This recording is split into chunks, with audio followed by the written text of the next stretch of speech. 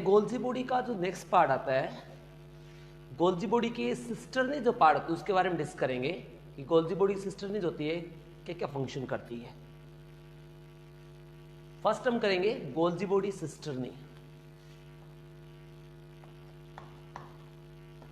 Structure of Golgi body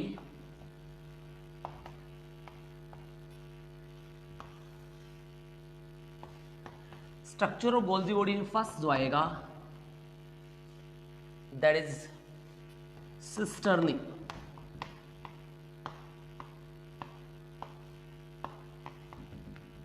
cisternae देखो, cisternae जो आती है, सिस्टर्नी जैसे आपको पता है, एज यू नो, जो ईआर होता है एंडोप्लाज्मिक रेटिकुलम होता है, और एंडोप्लाज्मिक रेटिकुलम में जिस तरह सिस्टर्नी अरेंज होती है ऐसे ही जो गोल्जी बॉडी जो ईआर से जो ट्यूब्यूल्स जो सिस्टर्नी होती है टूट जाती हैं और वो बनती हैं गोल्जी बॉडी की सिस्टर्नी। इसके ऊपर राइबोसोम नहीं होते, बस यही डिफरेंस होता है। लॉन्ग कर्व्ड होती है, लॉन्ग कर्व्ड लंबी रहेंगी, कर्व शेप रहेंगी, long curved tube like long structure,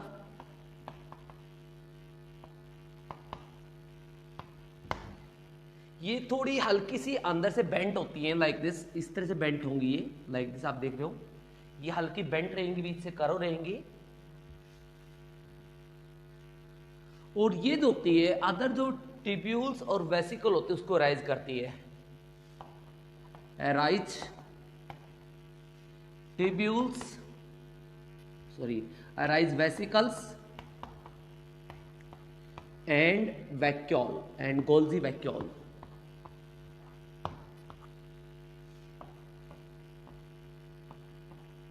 ये किसको राइज करेगी?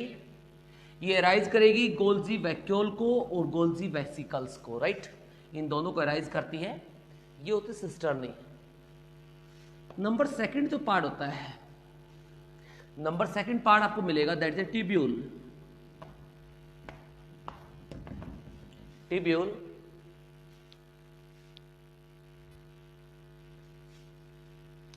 जो ट्यूब्यूल पार्ट होता है, ट्यूब्यूल एक लेस कर्व्ड और एक लॉन्ग स्ट्रेट लाइक, जैसे आपने ईआर में पढ़ा था ऐसा ही स्ट्रक्चर होता है इस तरह से लाइक दिस, बट ये थोड़ा ब्रांच्ड होता है, ये अनब्रांच्ड होता है।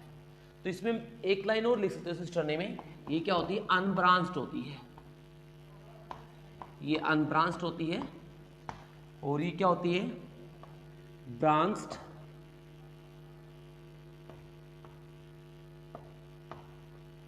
ब्रांच्ड लॉन्ग ट्यूब होती है ये ब्रांच्ड रहेंगी और लॉन्ग ट्यूब रहेंगी ये ट्यूब्यूल्स के बारे में। और क्या होता है इनके बारे में? इनमें ये जो जर्नली होती है ये भी जो ईआर होता है उसी से अराइज होंगी, और ये कर्व नहीं होती, ये क्या होती है? लेस कर्व्ड होती है, लेस कर्व्ड होंगी ये, यानी एज कंपेयर टू सिस्टर्नी ये कम कर्व्ड होती हैं। सिस्टर्नी जो होती है ज्यादा कर्व्ड होती हैं।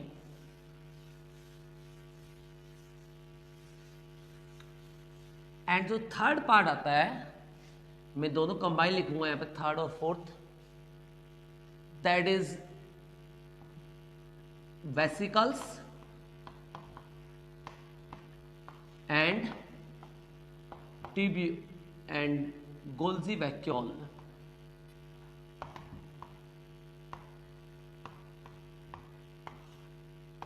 Vesicles and Golgi vacuole. Vesicles और गोल्जी वैक्यूल क्या करती हैं? वेसिकल्स और गोल्जी वैक्यूल का फंक्शन क्या होता है? यहां पे जो इसका फंक्शन होता है, ये जर्नली ये जनरली सिक्रेशन करना इसका फंक्शन होगा, सीक्रेट करने का जो काम होता है वो इसका होता है। ये वेरियस एंजाइम्स या अदर जो फॉर्म होती है ये रिलीज करती है। जो लाइसोम में एंजाइम्स प्रोवाइड किए जाते हैं जो एससीआर से आते हैं, प्रोटीन को रिलीज करना है, वो ये दोनों का काम होता है। इसका काम होता है they are formed by Golgi cisternae, जो गोल्जी सिस्टर्नी के द्वारा दोनों बनाई जाती हैं। काम क्या होता है? दे हैव एंजाइम्स, एंजाइम्स रखती हैं, एंड फूड मटेरियल्स होते हैं, food materials, food material, food के जो कंपोनेंट्स होते हैं फूड मटेरियल में like protein and fat mainly होती हैं। इन दोनों को कंटेन करती है ये कौन? Vesicles and Golgi vacuole, right. तो इसके टोटल 4 पार्ट थे, जिसमें मैंने दोनों कंबाइन लिखा है यहाँ पे।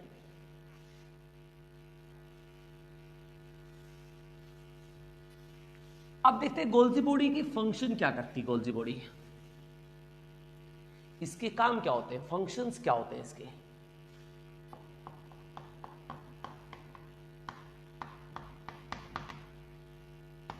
फंक्शंस, इसका जो फर्स्ट फंक्शन होता है ये प्रोटीन और लिपिड्स जो होते हैं उनकी पैकेजिंग करवाती है। पैकेजिंग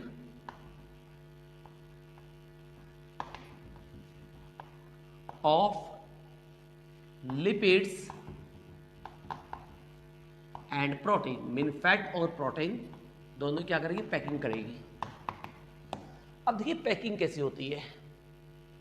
आपको पता है जो यहां पे जो ट्रांसपोर्ट होगा ना फैट का, क्योंकि फैट अगर सेल से बाहर मूव करेगी तो उसमें होता ब्लड प्लाज्मा में जाएगी या फिर लिम्फ में जाएगी। अब लिम्फ में जब जाएगी या फिर ब्लड प्लाज्मा में जाएगी ट्रांसपोर्ट होने के लिए, सेल से जब बाहर जाएगी तो वो होती है हाइड्रोफोबिक इन नेचर। आपको पता है फैट क्या होती है? फैटी एसिड क्या होता है? Hydrophobic in nature. अब वाटर जो होता है वो रिपेल करेगा उसको। तो इस प्रॉब्लम को दूर करने के लिए गोल्जी बॉडी क्या करती है? मान लीजिए फैट है, ये फैट है, इस फैट के अराउंड में एक कोटिंग रख दी जाएगी, इसके राउंड में, यानी एक कोटिंग रख दी जाती है इस तरह से, लाइक दिस। एक इस तरह से कोटिंग रख दी जाएगी इसके राउंड में, आप देखोगे इस तरह से, लाइक दिस, इस तरह से, लाइक दिस। तो इस तरह की कोटिंग कर दी जाती है। ये जो कोटिंग होती है ये प्रोटीन की होती है, एक इसकी होती है प्रोटीन की। अब प्रोटीन जो होती है वो इसको बीच, यानी फैट बीच में रहेगी, इसके राउंड में क्या रहेगी? प्रोटीन की। तो ये बन गया लिपोप्रोटीन। क्या बन गए? लिपोप्रोटीन बन गए, लिपिड प्लस प्रोटीन। इस फॉर्म में बाहर रिलीज करेगी। तो पैकिंग जो होती है लिपोप्रोटीन फॉर्म में होती है। नंबर सेकंड होता है ओस्टियोजेनेसिस। ओस्टियोजेनेसिस, ओस्टियोजेनेसिस का मतलब होता है जो कार्टिलेज होती है बच्चे के अंदर, आपने देखा होगा स्टार्टिंग में बच्चे जो होता है बहुत ज्यादा फ्लेक्सिबल बॉडी होती है, क्योंकि उसमें कार्टिलेज के नंबर जो होते हैं ज्यादा होते हैं। और धीरे धीरे देखते हैं कि उसके अंदर जो कार्टिलेज होती है उसके नंबर धीरे धीरे रिड्यूस होते रहते हैं, वो बोन में कन्वर्ट होते रहते हैं। और उसकी बॉडी की जो फ्लेक्सिबिलिटी होती है जो स्टार्टिंग में बच्चे में होती है वो धीरे धीरे कम होने लग जाएगी। तो इसका रीजन क्या होता है? इसका रीजन होता है क्योंकि ओस्टियोजेनेसिस, ओस्टियोजेनेसिस का मतलब होता है कार्टिलेज कन्वर्ट इनटू बोन, तो कार्टिलेज होती है वो बोन में कन्वर्ट होना स्टार्ट हो जाएगी। किसकी हेल्प से? ये होगा गोल्जी बॉडी की हेल्प से।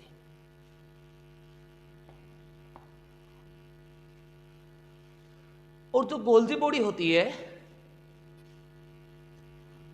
ये काफी ज्यादा एक्टिव होती है, स्पर्म की एक्टिवेशन में भी इसका रोल होता है। Activation of spermatozoa.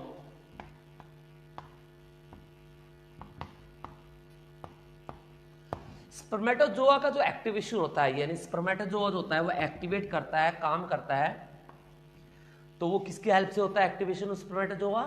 वो होता है गोल्जी बॉडी की हेल्प से। यानी स्पर्म जो होता है वो एक्टिव होगा, एग को फर्टिलाइज करेगा, ओम को फर्टिलाइज करेगा, ये किसकी वजह से होगा? गोल्जी बॉडी के हेल्प से, right.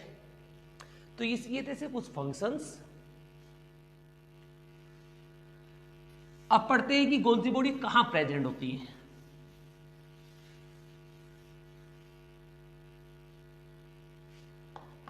Golgi body, Golgi apparatus present in, Golgi body जो होती है प्रेजेंट होगी इन, कहां प्रेजेंट होगी?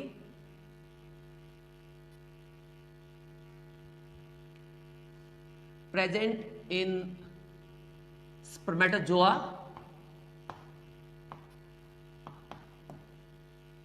स्पर्मेटोजोआ यानी स्पर्म में प्रेजेंट होंगी। ये स्पर्म में काफी ज्यादा नंबर में प्रेजेंट होती है। लीवर सेल में होंगी, लीवर सेल में होंगी ये, एटसेट्रा। इन सेल में के नंबर होते काफी ज्यादा होते हैं। और जो एक्रोसोम जो पार्ट बनता है, एक्रोसोम आपको पता है स्पर्म का ऊपर वाली टिप होती है, उसे कहते हैं एक्रोसोम। एक्रोसोम किसकी हेल्प से बनेगा? एक्रोसोम बनेगा with the help of Golgi body. Acrosome formed, acrosome is formed by Golgi body, by Golgi bodies। ये क्वेश्चन यहाँ पे पुट हो चुका है, बट इसे related to 12th class, right, not 11th class. But यहाँ बता रहा हूँ ये क्वेश्चन आ चुका है, एआईपीएमटी में आया था। अब गोल्जी बॉडी एब्सेंट किसमें होती है? Golgi body is absent in RBC. ये आरबीसी में एब्सेंट होंगी, यानी आरबीसी में प्रेजेंट नहीं होंगी, राइट, एब्सेंट होंगे आरबीसी में। तो that is about the Golgi body. Golgi body होती है कंप्लीट।